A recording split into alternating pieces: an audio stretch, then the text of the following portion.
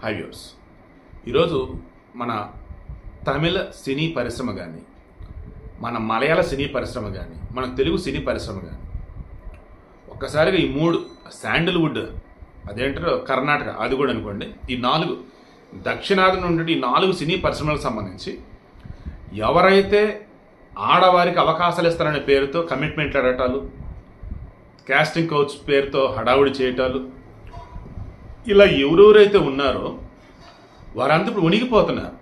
కారణం movie artist association మన దగ్గర, అదే మలయాళం అనుకోండి అక్కడ వచ్చేసి association of Malayalam movie artist అంటే అమ్మ. అలాగే ఈ కోలీవుడ్ మలయాళం తమిళ ఇండస్ట్రీ వచ్చేసి నడిగా సంఘం ఇది ఉండే.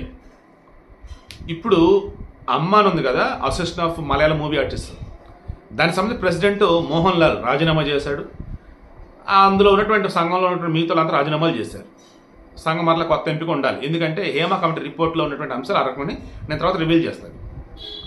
ఆల్రెడీ మీరు చాలామంది చూసే ఉంటారు. ఇప్పుడు నేను చెప్పేది మన తెలుగు ఇండస్ట్రీకి సంబంధించి సమంత ఏమంటుందంటే, మలయాళంలో ఉమెన్ ఇన్ సినిమా కలెక్టివ్ అని చెప్పేసి ఒక కమిటీ లాంటి వాళ్ళు, ఒక రకం చెప్పాలంటే ఆడవారికి సంబంధించి ఉన్నటువంటి ప్రాబ్లమ్స్ సాల్వ్ చేయడానికి ఒక కలెక్టివ్ గ్రూప్ లాంటిది ఫామ్ అయ్యారు. వాళ్ళ త్రూనే అక్కడ హేమ కమిటీ ఫామ్ అవడానికి, హేమ కమిటీ అన్నప్పుడు హేమ వచ్చేసి రిటైర్డ్ జడ్జ్, అందులో ఒక రిటైర్డ్ ఐఏఎస్ ఆఫీసర్ ఉన్నారు, అండ్ మన ఓరస్ శారద గారు కూడా మెంబర్. వీళ్ళు అక్కడ ఉన్నటువంటి సినీ ఇండస్ట్రీ ఆడవాళ్ళందరూ కూడా అడిగి ఎలా ఉంది ఏంటని చెప్పేసి మొత్తం అడిగి రిపోర్ట్ మొత్తం సబ్మిట్ చేశారు. దాని గురించి తర్వాత చెప్తాను కదా. సో మన దగ్గర వచ్చేసి ఇప్పుడు సమంత ఏమంటుందంటే, ఇక్కడ వాయిస్ ఆఫ్ ది ఉమెన్ అని చెప్పి ఇక్కడ కూడా సినీ ఇండస్ట్రీ ఉన్నటువంటి ఆడవారికి సపోర్ట్గా ఉండటానికి ఒక కలెక్టివ్ గ్రూప్ లాంటిది ఉంది. దీనికి సంబంధించి కూడా గతంలో ఒక సబ్ కమిటీ రిపోర్ట్ గవర్నమెంట్కి ఇవ్వడం జరిగింది. ఆ రిపోర్ట్లో ఏముంది రేవంత్ రెడ్డి గారు బయట పెట్టండి అంటారు. ఇప్పుడు మలయాళం సంబంధించి ఆ హేమ కమిటీ రిపోర్ట్ బయటపెట్టిన తర్వాత నా స్వామి రంగా అసలు ఊరి బాబు ఈడు కూడానా, ఏ బే ఈడు కూడానా అన్నట్టుగా హీరోలు, క్యారెక్టర్ ఆర్టిస్టులు, ప్రొడ్యూసర్లు, డైరెక్టర్లు ఒకడి మీద కేసులు నమోదవుతున్నాయి అండ్ ధైర్యం చేసి ముందుకు వస్తున్నారు ఆడవాళ్ళు. అలా మన తెలుగు సినీ ఇండస్ట్రీలో కూడా చాలా ఉన్నాయి అటువంటి ఇష్యూస్ అన్నట్టుగా షకీలా ఓపెన్ అయ్యారు. ఎందుకంటే ఆమెను ఓపెన్ అని అడిగారంట.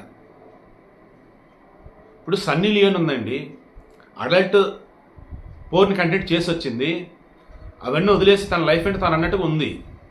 ఇప్పుడు తన దగ్గరికి వెళ్ళేసి అడిగితే కరెక్టా? వస్తావా, డబ్బులు ఇస్తా అన్నట్టు కరెక్టా?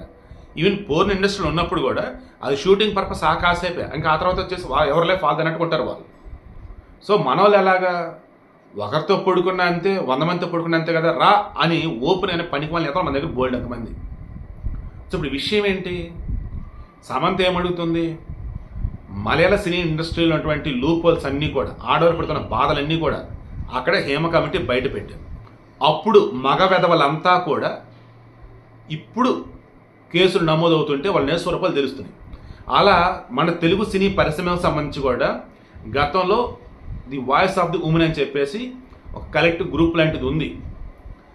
అది ఇండస్ట్రీ ఆడవారికి సంబంధించి వాళ్ళ కష్టాలు, బాధలు అన్నీ కూడా అందులో ఉన్నాయి.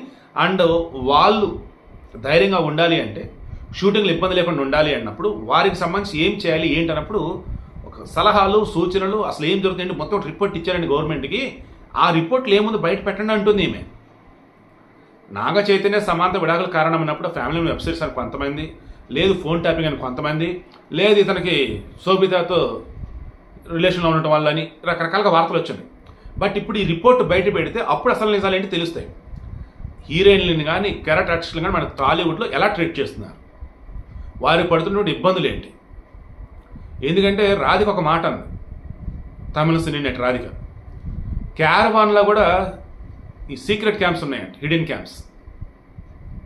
సెపరేట్ వీడియో ఇద్దాం అనుకోండి, బట్ ఇందులో చెప్తున్నా. క్యారవాన్లో ఈ సీక్రెట్ క్యాంప్స్ పెట్టి వాళ్ళు మొత్తం చూసుకుని ఎంజాయ్ చేయడం కావచ్చు, లేదా డార్క్ వెబ్ అమ్మటం ఇలా చేస్తూ ఉంటారంట. అప్పటి నుంచి క్యారవాన్లోకి వెళ్ళాలంటే నా వణుకు, నేను వెళ్ళను అని చెప్పేసి అంటూ ఆమె ఎలా చూసింది, సినిమా షూటింగ్ అయిపోయినాక సెట్లో నుంచి బయటకు వెళ్తున్నప్పుడు ఒక చోట కూర్చొని గ్రూప్ అంతా కూడా మొబైల్ ఎంజాయ్ చేస్తున్నారు చూసి. ఏంటని వెళ్ళినప్పుడు అక్కడ వాళ్ళు చెప్పున్నారు, తిట్టింది, ఇంకోసారి కేసు పెడతానని చెప్పింది. బట్ ఈమె అయితే ఇంకా దరిదాపులు పోవట్లేదు. క్యారవాన్ అన్నప్పుడు ఓన్లీ రెస్ట్ అంతే. డ్రెస్ చేంజ్ చేయడం కానీ అండ్ ఇంకా ఏమైనా సరే కావచ్చు, క్యారవాన్ నాకు భయం అండి అని చెప్పింది. అలా మన టాలీవుడ్లో కూడా ఉన్నాయా లేవా? ఆ నిజాలన్నీ కూడా the voice of the women అని చెప్పేసి ఏదైతే కలెక్టివ్ గ్రూప్ ఉందో అది గవర్నమెంట్ కనిపించడం అందులో బయటపడాలి.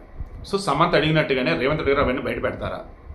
అండ్ సినీ ఇండస్ట్రీ ఆడవారి రక్షణ కోసం వీళ్ళు ఏమేమి చర్యలు తీసుకోబోతున్నారు Revanth Reddy government? Let's wait and see.